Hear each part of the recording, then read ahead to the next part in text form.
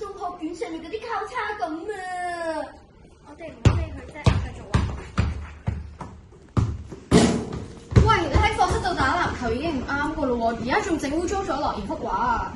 我都唔故意嘅。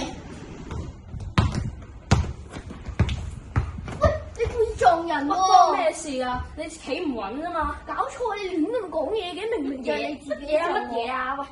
喂，你企唔穩喎，關我咩事啫？你撞。唉，成風又夠大啦，睇你又要我出馬啦。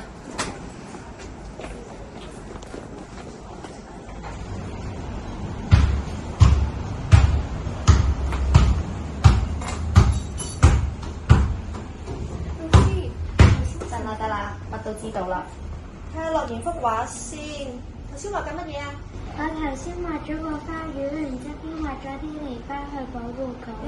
哦，就好似《箴言》入邊所講，保守我們的心一樣保護佢哋。但係依家整污糟咗都保護唔到啦。唔緊要，就好似我哋個心咁樣，有時候都會俾整污糟嘅喎。例如我哋嘅負面情緒啦，我哋嘅壓力啦，同埋誘惑都會令到我哋個心污糟咗。成風啊，記唔記得上次我哋咧上堂講過一句金句啊？一句話說得合意，就如金蘋果在銀網子裏。唔止啊，頭先俊傑同埋成風仲鬧交添啊！其實我都知道我頭先太衝動，冇好好控制自己。我為頭先嘅行為同大家道歉。知道就好啦。大家記唔記得我哋班入面有個心靈守護公約啊？1. 說造就人的話。2. 不輕易發怒。3.